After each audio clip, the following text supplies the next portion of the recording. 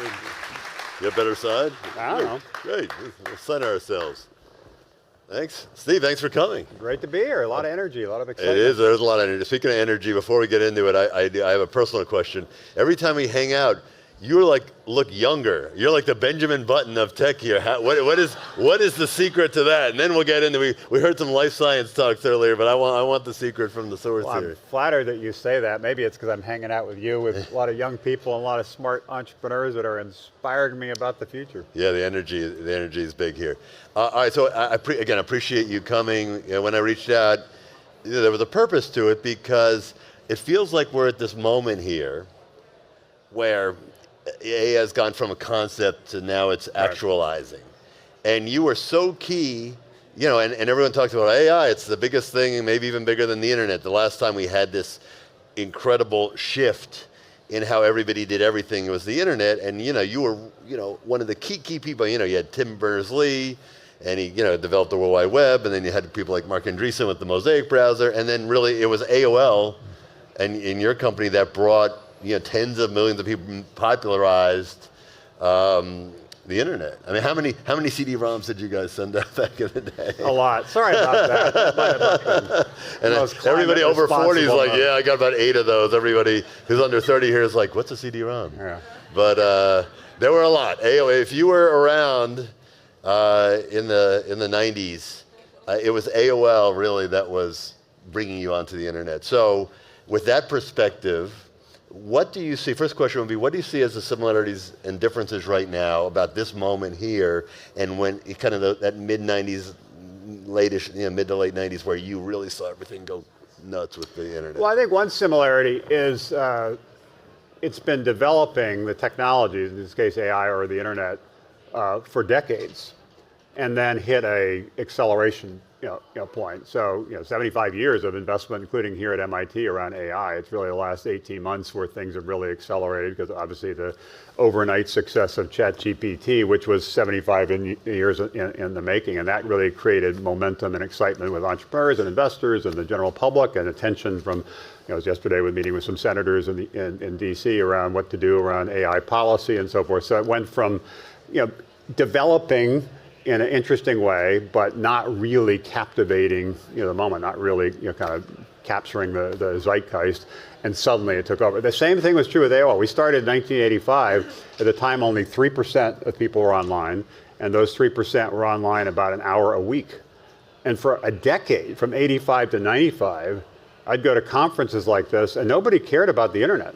They're talking about semiconductors, personal computers, software. There's a few of us kind of fringy on the side. You're talking about the internet. Most people didn't think the internet ever would be a mainstream phenomenon, more like a hacker and computer enthusiast kind of thing. And then in 95 with Netscape IPO and some other thing, it sort of accelerated and became sort of a little bit of a mania. You could tell that because companies would rename themselves something.com, just as now companies are renaming themselves something, AI, to be part of that We're movement. USSteel.ai, we're a new company. So, but at the same time, there's tremendous excitement. People do recognize the absolute potential of the technology, how it can transform business, transform society, improve healthcare, all the things that you're all aware of. But there also is a concern, a fear about some of the unintended consequences. In the case of the internet, because it grew so slowly, there was sort of a sense of let's kind of a light touch of regulation, let's kind of leave it alone. Here there's a sense that it needs more than that, not too much, because there's obviously a concern if you have too much regulation, it stifles innovation, but nothing is not likely to be the case, whether it be in this country or other countries. So it just shows you it's arrived, it's hit its moment. Nobody knows exactly what's going to happen. It reminds me of a song that most people in this room are too young to know, a Buffalo Springfield song. Something's happening here. What it is not exactly clear, and that people are trying to figure it out and try to maximize the benefits while also kind of hedging, minimizing some of the potential risks. That makes sense. What was the year that you saw the tipping point with AOL? It was 95. We went from two statistics I remember. I mentioned the initial usage when we got started. The other was we raised $1 million to get started. $1 million? In 1985, and then and we went public in 1992, the first internet company to go public, and in our IPO we raised $10 million. And the market value that day was $70 million. And then 5 years later, it was $160 billion. So we'd been at it for a while. It was still growing slowly, and suddenly it really accelerated. The other data point is it took us 9 years to go from 0 to 1 million subscribers. And a couple of years later, we're adding 1 million subscribers every month. And so it was a classic hockey stick that venture capitalists never believe appropriately, because it almost never happens. But in that case, it really did happen. So based on that experience, when do you think we'll see that high? Are we there now? Is it 18 months from now, 12 months? Like, again, you're looking at a lot of startups, so you're both your history and your field vision here. When do you think we're going to see that mass kind of acceptance and acceleration? Well, I think we're seeing the massive interest in acceleration and the creation of new companies and a lot more venture capital going into the sector. So that bodes well for what's going to happen in this next phase. But what these things typically follow, and maybe this is a little different, but typically, including with the internet, there's this initial phase of people are working hard on it, but nobody's really paying attention. Then it moves into a phase where everybody's paying attention. It's a little bit too much hype, a little bit too much mania. Then it moves into a phase where it's kind of like a correction, a little bit disappointment. 2000, for example, a lot of the dot-com companies went public. A lot of them ended up going bankrupt, and it was sort of viewed as this internet nuclear winter. And the ones that survived then were able to accelerate, the Googles, the Facebooks, et cetera, and really become kind of significant, iconic kind of companies. So we clearly moved from that first phase where people were working hard on the research here at MIT and other places, but it wasn't really getting significant traction in the marketplace, and now we're in that phase where there is a lot of attention, and hopefully we'll figure out a way to move to the next phase in a way that is not quite as disruptive as it was with the dot-com side, where over, like 90% of the companies kind of ended up going bankrupt. Well, one major difference. Who here is kind of a startup entrepreneur doing their own thing? Okay, about half. How many are working for like a Google, Microsoft, one of the big guys? All right, so we got the entrepreneurs. Oh, I like that. Steve's room. Steve, this is your room. These are your people. Small tech, not big tech. That's right. So small tech versus big tech. It's a great point, which is maybe one difference though between kind of the 1990s and the internet and today is that because of large language models, obviously it's more of a top down. You need massive scale and size and money to start developing it, where you were able to kind of ground up. And now there's a lot of top down. So how do we make sure that it's not just a 3-player field, and that you've been one of the great evangelists for the reason things work, and the way we stay ahead is because of the entrepreneurs, not because of big tech. But there's a risk that this becomes a big tech play. No, there's a big risk of it, and I do worry that AI, because of sort of as you said, the table stakes and the need for data and so forth, could result in big tech getting bigger. And you've seen that in the market. There's some companies that have increased $1 trillion in market cap in the last couple of years based on the presumption they're going to dominate this next wave in terms of internet. These are great companies, and they're important companies, particularly in what's now a global battle with China and others around the future. But we can't let this just be around the big getting bigger. We need to make sure the playing field's level, so entrepreneurs with less capital and also in places outside of Boston or outside of San Francisco or all around the country have the opportunity to participate as well. And that is one of the things that I've been pushing hard for, including in Washington. I testified at the last Senate AI Summit, and my main message was this, which is we need to make sure that as you think about guardrails, you think about rules of the road, you err on the side of allowing new companies to start and scale, and don't do things that end up entrenching some of the incumbents, regulatory capture issues. And one key part of that is there's a big debate now in Washington, Brussels, other places about open source. And there is a concern, which is understandable, that open source results in losing control over the technology, and some bad things, national security risks, other things could happen. And that is a fair concern.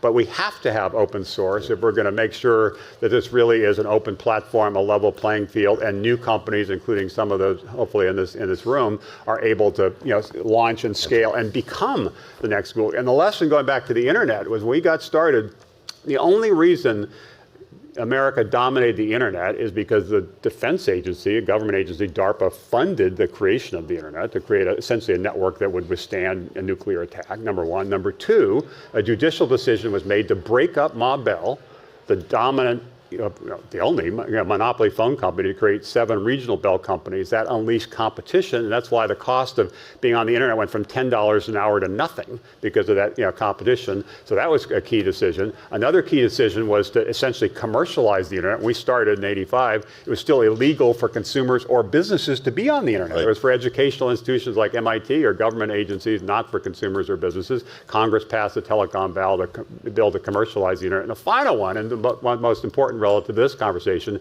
is the FCC mandated open access. So they said, we're not going to just create all these different phone companies. We're going to require that those phone companies allow others like AOL to run on their networks.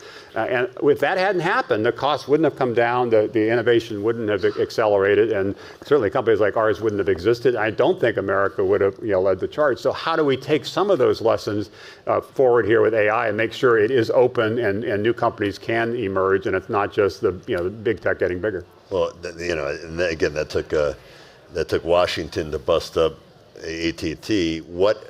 So what's the prescriptive solution to make sure that we have many, our box, and we have the ability to start, for companies to start versus 3 companies to dominate? That's why I made an event like this, having 2,000 people at an event, most of whom are entrepreneurs trying to imagine a future, not just people representing the larger companies.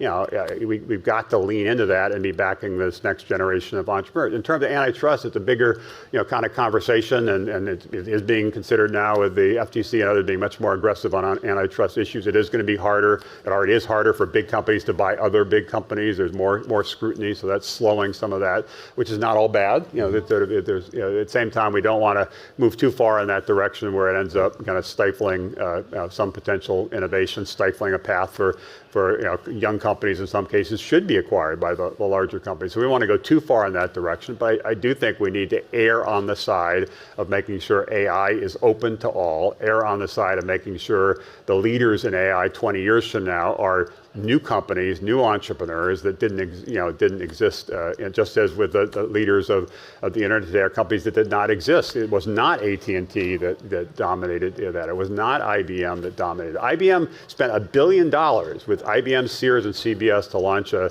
online venture 25 years ago called Prodigy. $1 billion.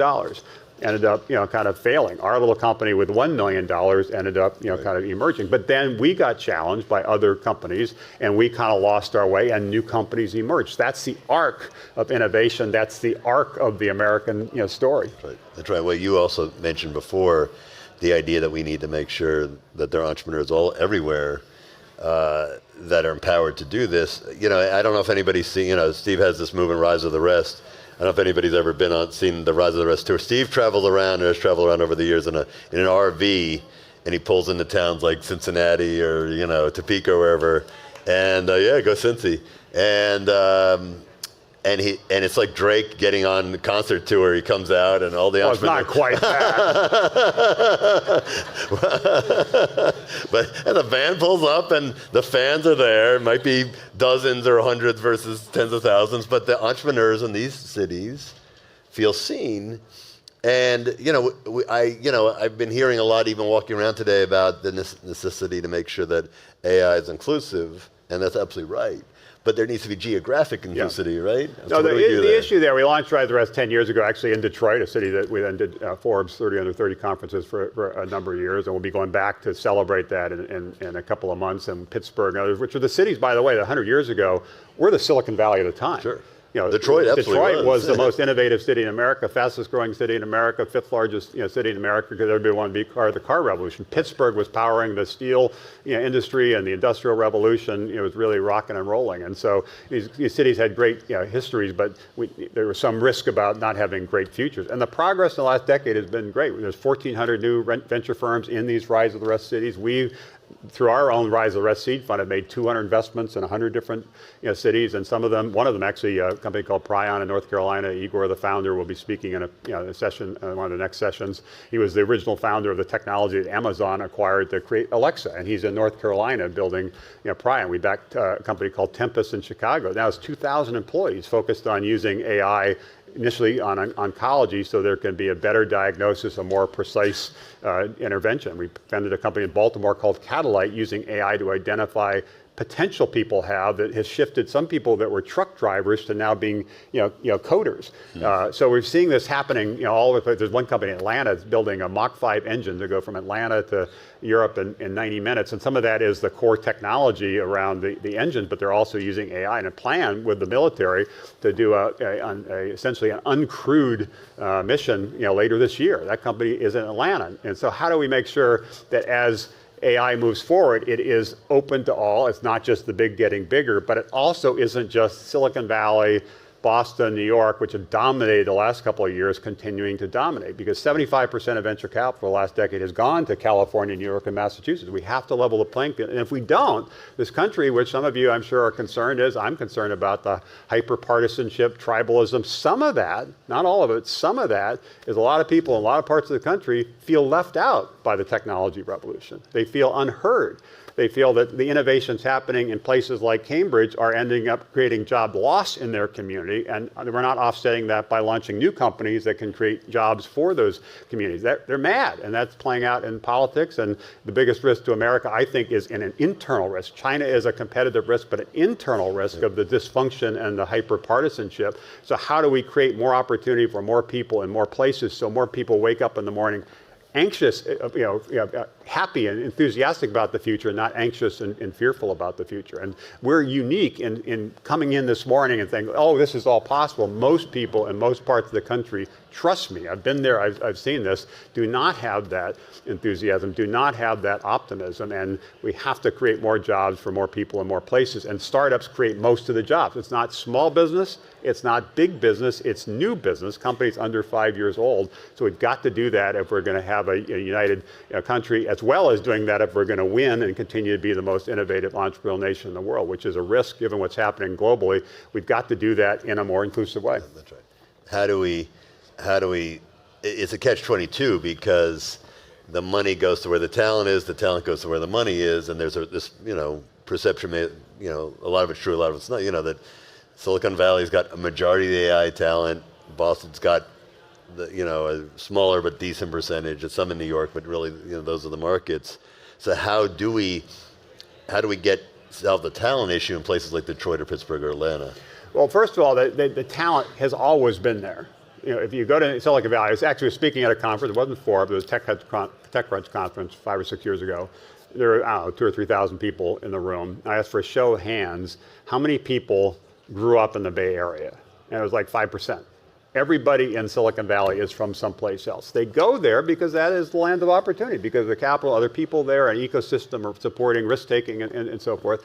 But they grew up in other parts of the country. They went to school in other parts of the country. And some of our best universities, MIT is wonderful, Carnegie Mellon in Pittsburgh is wonderful, Michigan and Ann Arbor is wonderful, Ohio State and Columbus is wonderful, Georgia Tech in Atlanta is wonderful. But when they've graduated historically, and it started to change in the last decade, historically they've left those places to go to the coast because that's where the action was. That's where the money was. And so if we reverse that and people have the flexibility to build companies wherever they choose to build companies, and the pandemic has been a little bit helpful there in terms of freeing up some flexibility around how people work and where they work and so forth. And we merge that with, or blend that with capital so people can access capital to get started. That creates opportunity in those places. The last point is right now the focus tends to be on the horizontal platform AI applications, which obviously is really important. The real action is when AI meets the real world, and AI basically it gets integrated into the core industries of our country, healthcare and food and agriculture and so forth.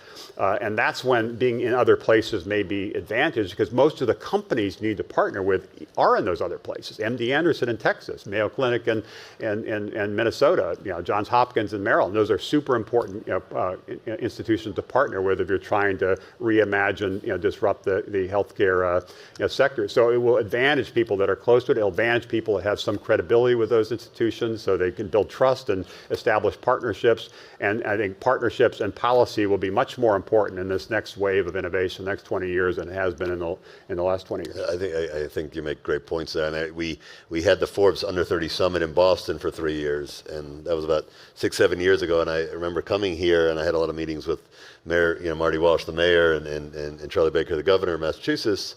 about what this event could do. We have 5,000 to 10,000 young entrepreneurs at that event. And it struck me that the thing that was haunting them and the reason they were very keen to have this, and it boiled down to one word, which was Facebook. Yeah. And the reason it was Facebook is because Facebook was founded here.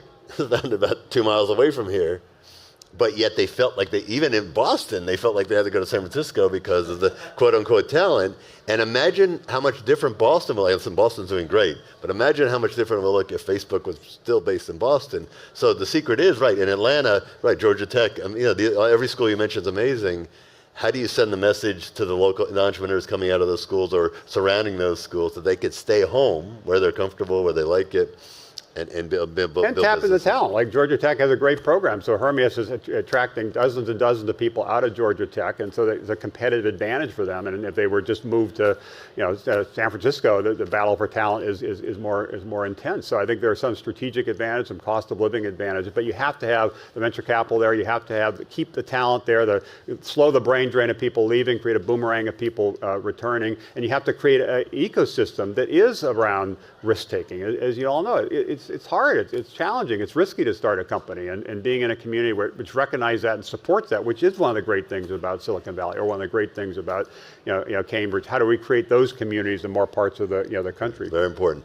I want to touch upon what you just mentioned about hyperpartisanship. Again, your experience is so valuable here because I got on the internet with AOL myself, and it was an amazing tool because all of a sudden I was reconnecting with all my grade school friends that I'd never, I would lost, and we started an email chain. It was just this mind-blowing experience. But what it also unleashed, a lot of the hyperpartisanship is after the first few years were super friendly, but then a lot of the internet obviously became weaponized in terms of putting everyone into factions. How do we, based on that experience, not let AI accelerate that exponentially? So that is the core question. I'm super proud of obviously the role internet's played in our lives and how transformative it's been and how empowering it's been. And it's more so than I would have expected in my wildest imagination. That said, I also recognize there have been some unintended consequences that are unfortunate and disappointing, and what's happening with the weaponization of social media is a good example of that. I always thought that one of the great things about the internet is everybody could have a voice, and it wasn't just the newspapers and magazines and the TV networks with a small number of people with megaphones. Everybody could have a megaphone, and that has proven to be true, where people have blogs and can figure out ways to share their ideas with people. But with that came this tribalism. People generally are following people that are like them, generally watching television networks that kind of reinforce their views. They're not really getting exposed to other views and sort of the other side, which has created more of this tribalism. As a result, there are issues around privacy, issues around safety for kids, issues around mental health related to particularly social media. This is a real concern, not just here in this country, but around the world. And so there is a backlash against social media. There is a backlash against the internet. There's a backlash against big tech. There's a backlash against Silicon Valley that's happening because people see the benefits, but also recognize their risk and don't think the companies that are taking the lead right now are responsible enough in trying to maximize the benefits and minimize the risk, which is why there's more of a focus on making sure we get AI right and don't just let the market figure it out. We need some kind of policies, which I understand with the motivation. At the same time, I worry that it could overreach. What's happening right now in Europe, what's proposed is an overreach that likely will stifle innovation in Europe. But doing nothing is not an answer. And each of you, as you think about your companies, need to make sure you're engaged in this discussion and you're helping to forge the right policy so we can maximize the good things, minimize the bad things. Basically, regulations are an attempt to keep bad things from happening. How do we also make sure we are enabling good things to happen? And that really is by putting things in the hands of entrepreneurs, including people in this room. So as you're building your company, if you do emerge as the next Google or the next big company, recognize that there are a lot of benefits that come with that, but you also shoulder a lot of responsibilities to help get this right. So our society it really does benefit, and there's not some benefits and then also a lot of negatives. No pressure, guys. That's a great way to end. It's kind of like when you're giving the Oscar speech and they start playing the music when John's on stage. He's like the. But we really appreciate your time and your wisdom, and I hope you're going to stick around for a little bit because we've got Steve's one of the great proponents of entrepreneurs, and this is a building today full of entrepreneurs. So I think that's why I'm here. Thank you, Randall. Thank you, John. Thank you all. Thank you. Yeah,